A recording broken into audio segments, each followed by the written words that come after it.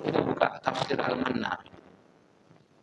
Syekh Muhammad Rashid Ridho itu dalam kitab tafsir Al-Mannar itu beliau ketika mentafsirkan kata qawwam surah An-Nisa 43, surah An-Nisa itu ya, yang ar-rijalu qawwamun 'alan nisa, para suami itu qawwam bagi istrinya, pemimpin bagi istrinya. Kata Syekh Muhammad Rashid Ridho itu makna qawwam itu bukan hanya memberi nafkah. Qawwam itu memiliki 7 makna. 1, pelindung fisik istrinya. Pelindung fisik itu maksudnya tidak boleh menyakiti istrinya atau tidak boleh membiarkan orang lain menyakiti istri kita dan anak kita. Pelindung fisik. 2, pelindung psikis. Ya. Nah ini perhatian itu ada di pelindung psikis. Ya. Istri terus bolong-bolong. Nah, itu mengganggu psikis. Mengganggu psikis istri dan mengganggu psikis kita itu, Pak. Ya. Nah, ini harus peka ini, ya. Istri kok kayaknya bedak entek ini ya. Nah, ini pelindung psikis nih, ya. Kemudian yang ketiga, pelopor kebaikan. Qawwam itu maknanya pelopor. Pelopor itu ya pioner dalam kebaikan, dia yang memulai. Sehingga nanti istri dan anak-anaknya mencontoh dia. Kemudian yang keempat ini pendidik. Ya, pendidik. Suami itu pendidik bagi keluarganya. Yang kelima adalah manajer. Semua masalah di dalam rumah tangga, mulai ekonomi apa itu manajernya suami. Walaupun nanti ada wakil manajer kan. Saya ngurus uang kasihkan ke istrinya, yang ngurus ruangan ini kasihkan anak pertama, yang ngurus. Nah, itu manajer. Ya. Yang kelima manajer, kemudian yang keenam adalah pelaku perbaikan. Muslih. Jadi kalau ada kesalahan di dalam rumah, yang amar ma'ruf pertama kali, nahi mungkar adalah suaminya. Yang mengingatkan, ini tidak benar nih kayak gini, nak. Kamu ini sudah balik kok, sudah usia balik. Kalau keluar rumah harus pakai kaos kaki. Kalau keluar rumah harus berjilbab, nutup aurat, pakai pakaian yang longgar. Lah itu suami. Baru yang ketujuh, pemberi nafkah. Pemberi nafkah itu 1 di antara 7 ternyata. Ya. Nah, ini kewajiban suami. Kewajiban istri berapa? Kewajiban istri itu hadirin yang dimuliakan Allah, 3 saja kewajiban istri. 1, tetap laki-laki tetap lebih banyak daripada perempuan. Ya, 1, taat. Selama suami tidak ngajak kepada kemaksiatan, taat. Kalau suami sudah panggil, tinggalkan semua kegiatan. Selama apa? Selama tidak berisi maksiat. 2, service oriented. Ya, pelayanan, khidmat. Khidmat ini kewajiban seorang istri. Ya. Saya selalu bilang, kalau suami pulang ke rumah, ibu-ibu jangan ditanya dari mana. Hapus dari kamus peribu-ibuan, peristrian. Diganti dengan mau apa. Ya. Iya. Kalau dari mana? Interogasi itu hadir. Ya. Itulah jawaban mengapa para suami lebih senang makan di luar daripada makan di rumah. Kenapa? Karena masuk warteg ditanya mau apa masih. Ditanya mau apa. Ya. Sampai rumah dari mana? Ya, kok jam segini baru pulang? Ya. Tidak perlu ditanya.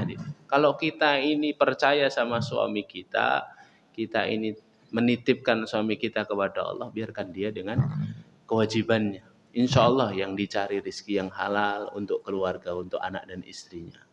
Ya, 2, khidmat. Yang ketiga, Pak, menjaga kehormatan dan hartanya saat dia berpergian. Ya. Menjaga kehormatannya. Baik. Itu nanti setelah itu jadi baiti jannati hadir. Ya. Sekeluarga sepaket masuk surga itu hadir. Insyaallah ya. Insyaallah. Yang hari ini diuji Allah dengan istrinya, ya bersabar, didoakan terus hadir. Ya. Doa itu bisa menggetarkan arasnya Allah hadir. Insyaallah doa-doa kita ini ijabah. Hanya kita butuh kesabaran. Yang hari ini diuji dengan suaminya belum mau ngaji, masih harus dipaksa-paksa sholat, doakan ya, doakan terus ikhtiarkan, jangan terburu-buru, ya, jangan terburu-buru. Biasanya para istri itu pinginnya praktis-praktis, ya, cepat, pinginnya cepat, bojoku kudu berubah, ya, tidak bisa hadirin. Rasulullah aja dakwah 23 tahun. Ya. Kepada ibu, sesungguhnya surga ada di telapak kaki. Ya. Hadis sahih, hadis An-Nasai. Ya. Jadi kalau jihad itu hukumnya fardhu dan lebih utama dari semua keutamaan di bawah jihad, thalabul ilmi dan amalan yang lainnya, maka birrul walidain itu ternyata amalannya lebih mulia daripada itu. Jadi ini jalan surga. Ya. Maka sebagaimana orang tua kita menjadikan hidup kita surga, maka jadikan hidup mereka juga layaknya surga. Ya. Sebelum waktunya habis. Ya. Sebelum waktunya habis. Bahkan dalam Islam ini, seorang ayah membunuh anaknya. Dalam satu tragedi misalnya, ada seorang bapak bunuh anaknya, bapaknya tidak bisa dikisos. Bapak tidak bisa dikisos karena kaidahnya hubungan ayah dan anak itu menghalangi kisos. Saking mulianya derajat orang tua itu di hadapan syariat. Ya.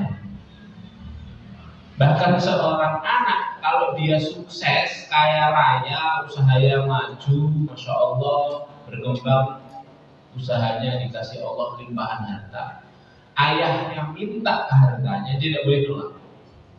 Kata Rasulullah apa? Anta wa maluka li abika, kamu dan harta milik ayah. Milik ayah. Pernah dengar tayangan? Pernah lihat ya tayangan di televisi Arab? Saya pernah lihat potongannya. Ada seorang masyayikh marah besar ketika live di TV. Gara-gara apa? Ada pertanyaan interaktif gitu ya, dari penelpon. Ada pembawa acara, ada seorang ulama Saudi, saya lupa namanya. Ada yang telepon tanya, wahai Syekh, saya ingin tanya, hari-hari ini saya penuh dengan masalah. Ya, saya ini orang kok bermasalah terus. Salah satu masalahnya, saya ini punya bapak sama punya ibu. Mereka numpang di rumah saya. Ditanya saya, coba kamu ulangi pertanyaannya. Saya punya orang tua, mereka belum selesai pertanyaannya, baru jelaskan pertanyaan. Saya punya orang tua, mereka numpang di rumah saya. Coba kamu ulangi lagi kata saya. Sebentar, saya selesaikan dulu. Kamu ulangi lagi pertanyaan. Ya. Saya punya orang tua, mereka berdua numpang di rumah saya. Langsung saja, itu sumber masalah. Sumber masalah di situ. Kamu nganggep orang kamu numpang di rumah. Padahal Rasulullah mengatakan, anta wa maluka li abi. Kamu dan hartamu itu milik orang tua. Bahkan seorang ayah atau seorang ibu boleh meminta semua harta anaknya ketika anak ini berjaya dengan begitu banyak. Karena banyaknya harta kita itu tidak bisa membalas semua jerih payah sakitnya ibu kita mengandung, keringat dan darah yang dikeluarkan oleh seorang ayah untuk membesarkan anak. Tidak bisa ya. Ada seorang anak muda gendong ibunya keliling tawaf 7 kali, orang Yaman di zaman Ibnu Umar, di zaman tabi'in berarti ya. Ibnu Umar sahabat, Rasulullah sudah wafat ketika itu, gendong 7 kali, sa'i 7 kali.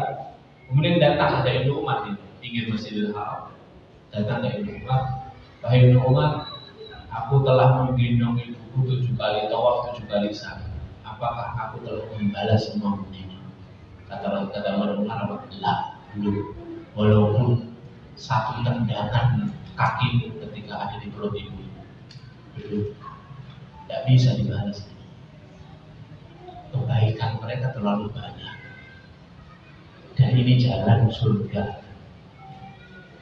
Lihat bagaimana Quran memanggil orang tua itu dengan panggilan yang santun. Semua nabi itu diajari Quran manggil orang tua dengan panggilan yang santun. ya abadi. Nabi Yusuf ke Nabi Yakub, ya abadi inni ra'aitu, wahai ayahku aku bermimpi. Nabi Ismail, ya abadi fa'al ma tu'mar, wahai ayahandaku, ya abadi ya abadi. Kenapa? Karena Islam itu ingin menjadikan satu derajat khusus untuk orang tua. Maka kata Rasulullah, ridho Allah, ridho walidain. Ridhonya Allah itu ada pada ridho orang tua. Bahkan berkata, saja kita tidak boleh. Ya. Maka surga yang ada di dunia ini mulai kita jaga agar kita sampai kepada surga yang ada di akhirat. Ya. Berat tidak? Berat gitu. Ya. Ada ulama namanya Ibnu Jauzi. Ibnu Jauzi ini punya kitab Talbis Iblis. Ya.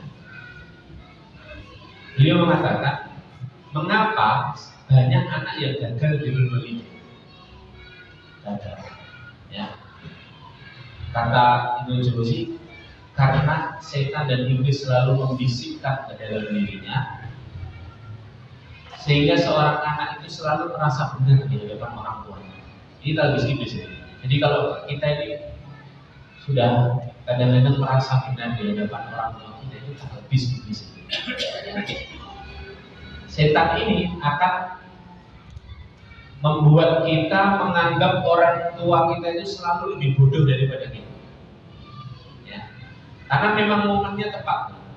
Satu, memang orang tua kita itu kebanyakan tidak lebih pintar daripada anaknya.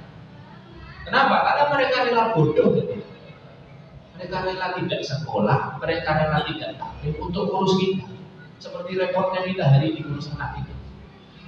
Jadi wajar kalau mereka lebih bodoh. Tentu setan pintar, kamu itu lebih benar. Orang tahu ketinggalan zaman, tidak up to date. Setan pintar. Dua, ya, semakin tua kita harus ada di semakin tua. Yang namanya orang itu kalau semakin tua, semakin lemah cara berpikirnya, semakin lemah ingatannya, semakin tinggi sensitivitasnya. Ini kita harus paham. Yang ketiga, momen yang ketiga ini menjadikan iblis dan setan menggoda kita sehingga kita merasa lebih benar daripada orang tua itu. Di waktu yang sama ketika orang tua kita sudah mulai tua, mulai renta, di waktu yang sama selain kita punya amanah untuk selalu birrul walidain dan berbakti kepada mereka, di waktu yang sama kita punya amanah yang lain, amanah keluarga kita. Jika setan tahu nih fokusnya terpecah, satu ngurus keluarganya, tapi ada kewajiban tetap birrul walidain kepada mereka. Makanya birrul walidain itu menjadi sesuatu yang sulit karena perasaannya. Kita hilangkan perasaan itu.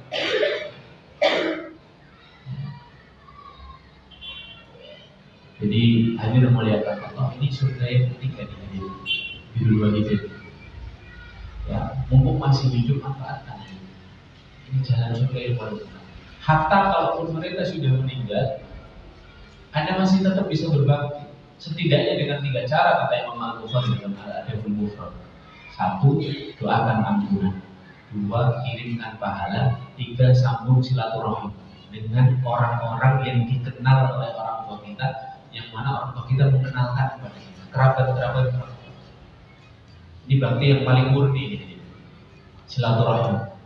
Karena kita tidak punya tendensi apapun sama temannya ayah kita, kalau kita masih jaga silaturahim, pahalanya ngalir semua ke orang tua kita. Ya.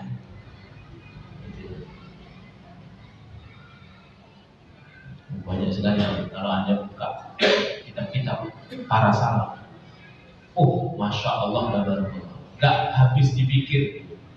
Mereka jagain jalan birrul walidain itu nggak habis dipikir. Ya.